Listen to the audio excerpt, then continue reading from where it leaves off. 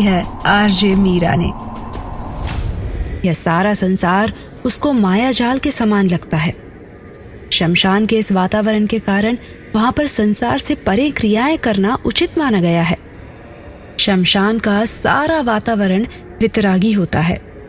तंत्र संसार से पूरे मोह माया से दूर की ही साधना क्रिया है। इस कारण शमशान तो तंत्र के लिए अत्यंत उपयोगी स्थान है। स्वयं तंत्रेता भूतनाथ भगवान शंकर का स्थान मरघट ही माना गया है। उनको शमशान का स्वामी बतलाया गया है। शिव और शव का जोड़ा इसी कारण बना है। मरघट की राख लपेटे भूत भावन भगवान शंकर स्वयं मरघट में विराजते हैं और तंत्र को भी एक प्रकार से शव साधना माना गया है। अकर्मण्य जीवन जीने वाला व्यक्ति जीवित रहते हुए भी शव के समान ही रहता है। उसमें और शव में भला क्या अंतर होता है?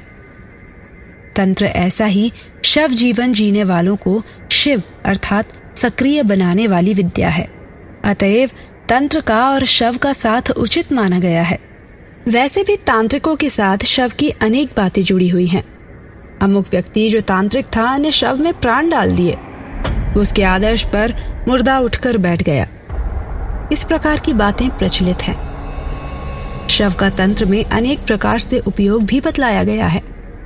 अतएव प्रायः शमशान में ही साधक जाकर साधना करता है और विशेष रूप से रात के वातावरण में साधना का विधान है।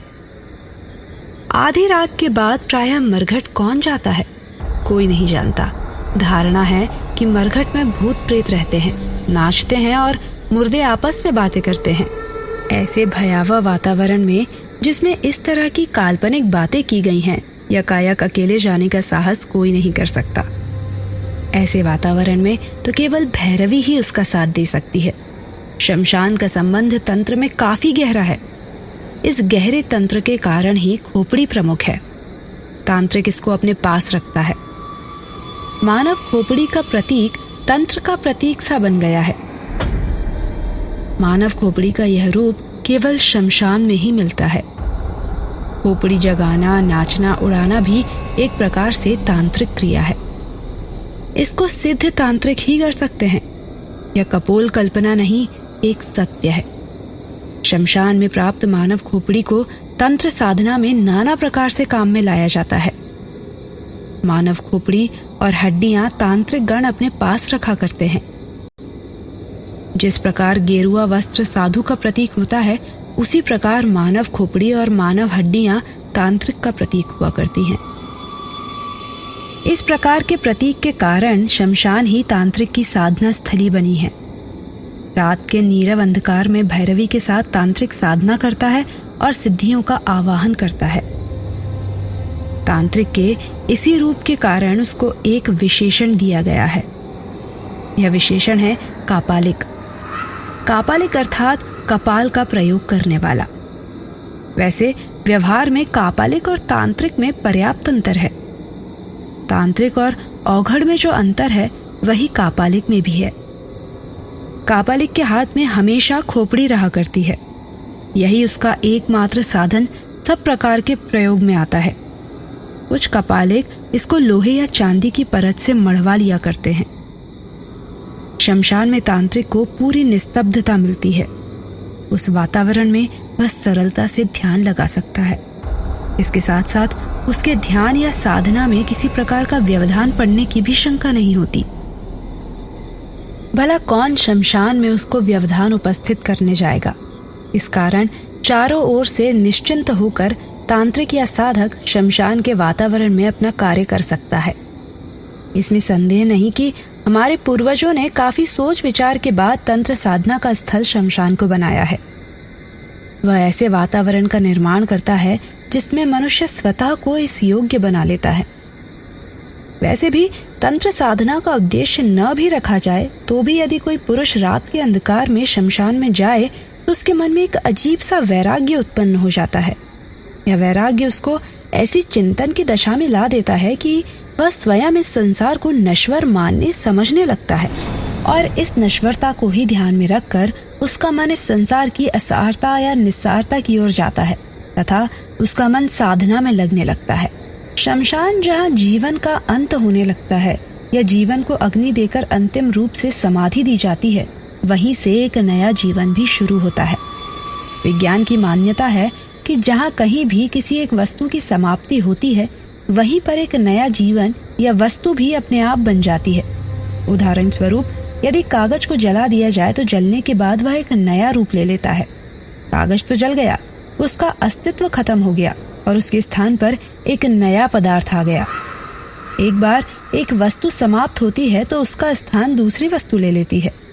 मानव शरीर विशेषकर हिंदू धर्म में जला दिया जाता है। यह एक प्रकार से उसको नष्ट करता है। इसी तरह नष्ट करने की क्रियाएं अन्य धर्मावलंबियों में भी हैं। शरीर का नष्ट होना मृत्यु का प्रमाण है। विज्ञान के सिद्धांतानुसार शरीर नष्ट होकर अवश्य ही कोई ना कोई रूप नया ले लेता है, पर यह नया रूप है क्या, विज्ञान इस संबंध में मौन है। केवल इतना बतलाया है कि मनुष्य के शरीर में इतना नमक और इतना कैल्शियम और इतना लोहा है, बस, इससे आगे नहीं।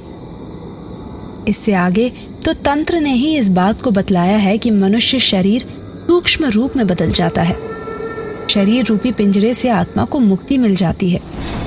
अदृश्य आत्मा सब वातावरण में मुक्त हो जाया करती है और सूक्ष्म रूप में विचरण करती है। वह न हमको देख सकती है और न ही हम उसे देख सकते हैं। यदा कदा सूक्ष्म शरीर नाना प्रकार का आकार धारण कर लेता है। उसका हमसे संपर्क भी हो जाता है। इस संपर्क को हम भूत प्रेत मानते हैं। भूत प्रेत का अस्तित्व विज्ञान नहीं मानता है।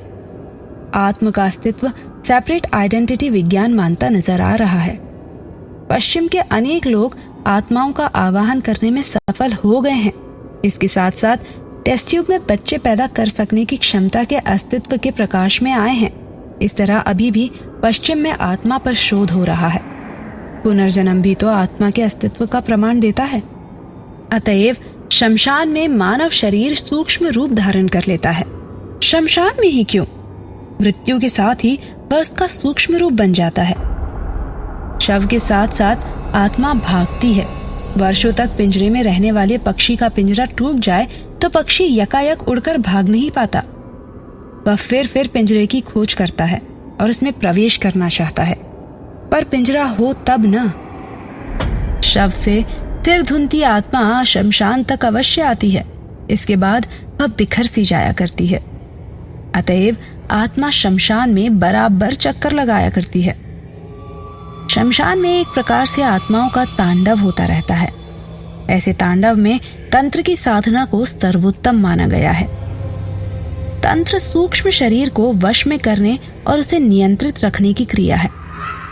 जंगल का एक सबसे खतरनाक जीव शेर माना गया है। वह मानव को खा जाता है, पर ऐसे ही शेर को किस प्रकार पालतू बना लिया जाता है, इसका प्रमाण हम सर्कस में देख सकते हैं।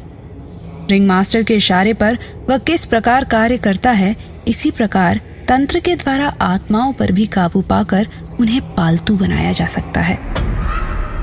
क्या इन सत्य से इनकार किया जा सकता है? यह सत्य नकारा तो नहीं जा सकता, पर इस बात का प्रमाण भी तो नहीं दिया जा सकता या आत्माओं को किस प्रकार पालतू बनाया जा सकता है। इस प्रमाण के अभाव में तंत्र को बकवास कहा जा सकता है, पर वास्तविक साधक इसी को सत्य में निरूपित करते रहते हैं। यह एक ऐसी क्रिया है जिसे सावधानी के साथ ही क्रियान्वित किया जा सकता है। आत्माओं का तांडव और नर्तन बराबर शमशान घाट में चलता रहता है। भैरवी किस प्रकार सहायता करती है साधकों की, जानने के लिए बने रहिए पॉकेट एफएम पर। मेरी इस कहानी को सुनते रहने के लिए और नए एपिसोड्स की जानकारी के लिए शो को सब्सक्राइब करें और आसानी से पाएं माय पॉकेट सेक्शन में।